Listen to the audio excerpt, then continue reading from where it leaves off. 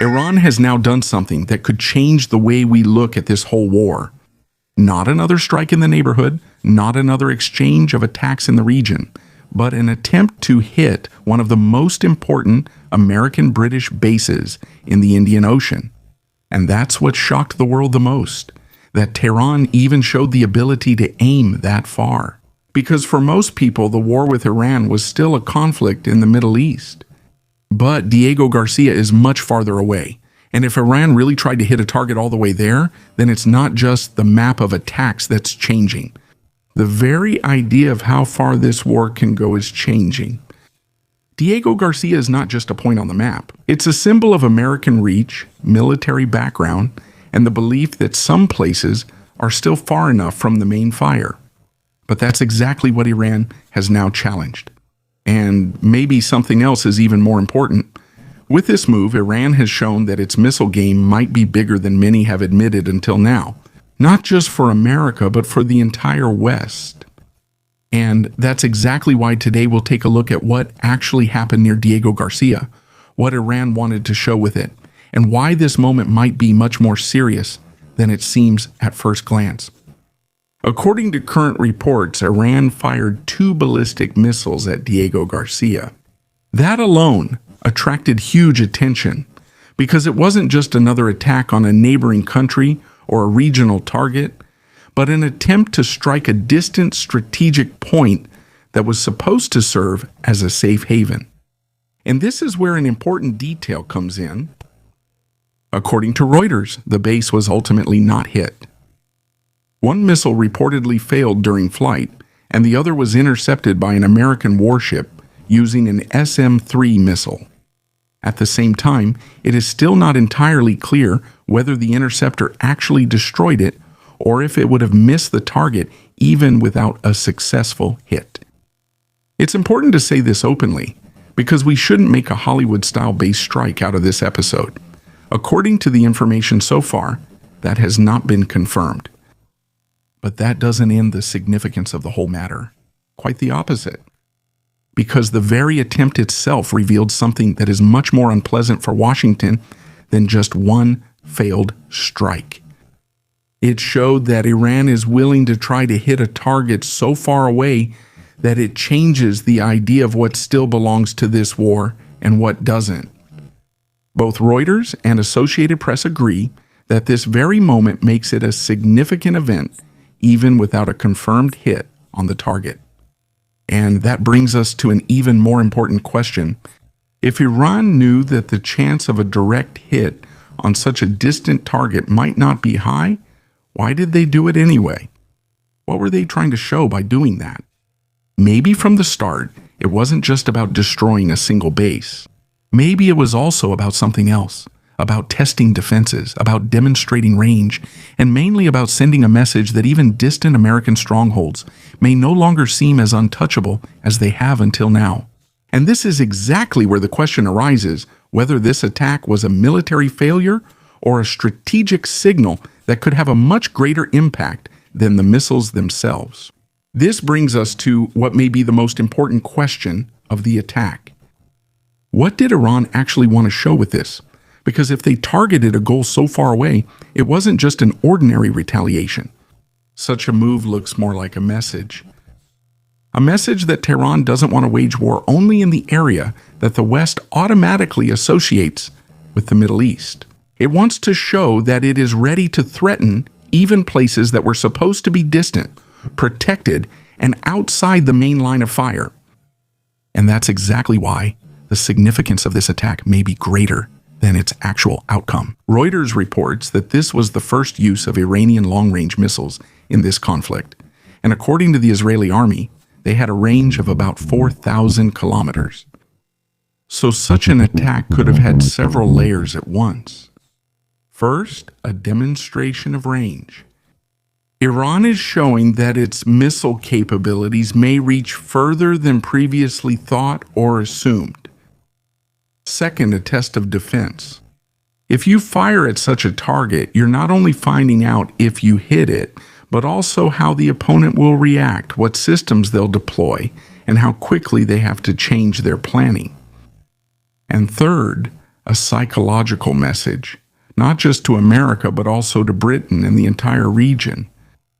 A message that no background or rear area is as safe as it seemed just a few days ago. Both Associated Press and Reuters agree that Diego Garcia is an extremely important base, and that even the attempt to attack it carries great symbolic weight.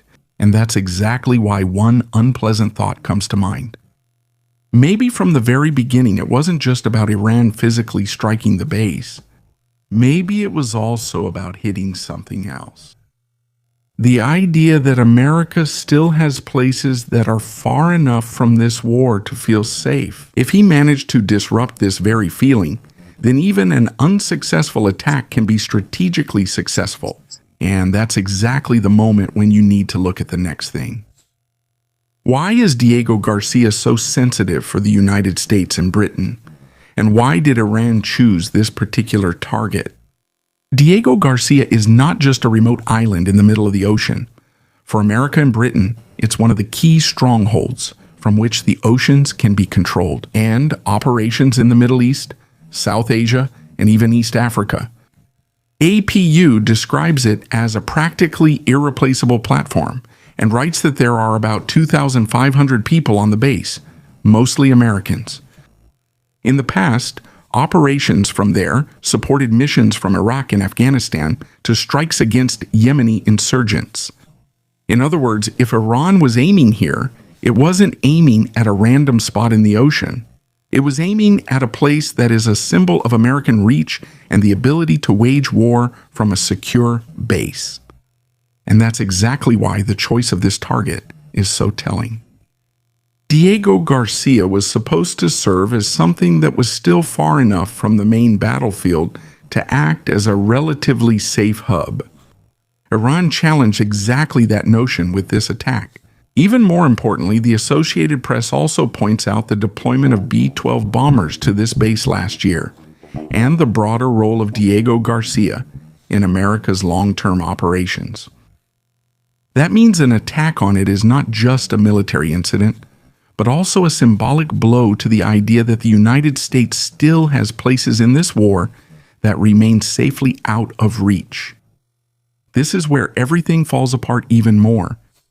Because if Iran chose this particular target, it wasn't just a demonstration of force. It was a very precise message. A message that Tehran is not just trying to respond to strikes in its neighborhood, but that it wants to shake the very architecture of America's presence. At that point, it's not just about two missiles anymore. It's about the fact that the war is moving psychologically and strategically much further than it seemed just a few days ago. And that's exactly why we need to look at another thing now. Does this attack really change the course? Does it change the rules of the game? Or is it for now just a loud but lonely signal? This is where it breaks down whether this attack truly changes the game rules. Because on one hand, there's an important thing to consider.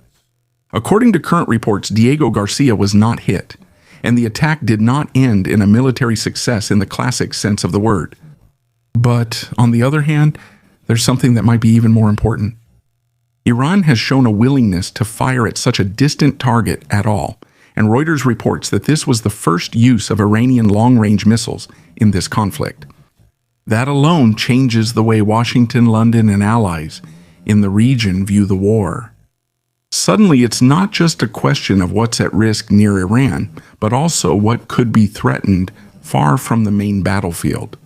And that's a strategic shift that can't be measured just by whether a missile hit its target.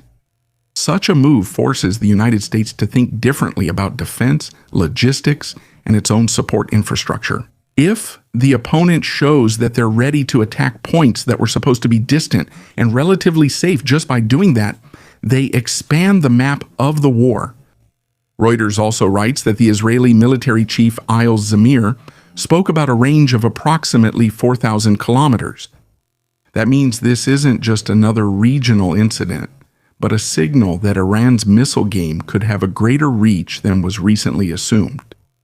That's exactly why it would be a mistake to wrap it all up with the sentence, "they missed," as the end of the story.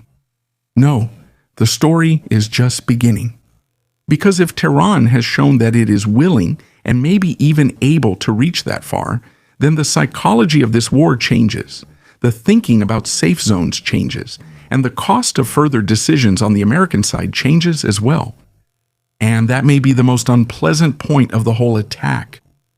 That even a militarily unsuccessful attempt can be a strategic moment after which their opponents will no longer think about them the same way as before. And that's exactly why we need to briefly look at one more thing now. What do we still not know about this attack? And where would it be a mistake to pretend that we have everything clear? Even at such a crucial moment, it's important to keep one important break.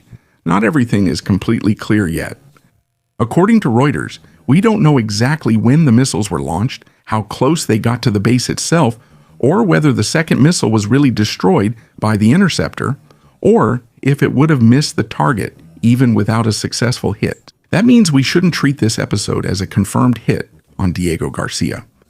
The available information doesn't go that far, but this is exactly where the important difference lies. The fact that we don't know all the technical details doesn't mean the attack wasn't significant. The very attempt to strike such a distant target was enough to raise questions about the real range of Iranian missiles, the readiness of American defenses, and how far this war could still spread. So yes, we need to be careful with the details. However, regarding this event's overall significance, caution makes little difference. Even without a confirmed strike, this is a moment that Washington, London, and the entire region must take very seriously. So Iran may not have hit Diego Garcia militarily, but that doesn't mean the significance of the whole thing ended there. On the contrary, by taking this very step, Iran showed that it is willing to aim much farther than most people could have imagined until recently. And that's exactly why this attack doesn't feel like just another episode of the war, but rather as a moment that changes its psychology and strategic map. Both Reuters and Associated Press agree that the very attempt to strike such a distant base was significant, regardless of the fact that, according to current reports, the target was not hit. And that might be the most important thing about the whole situation.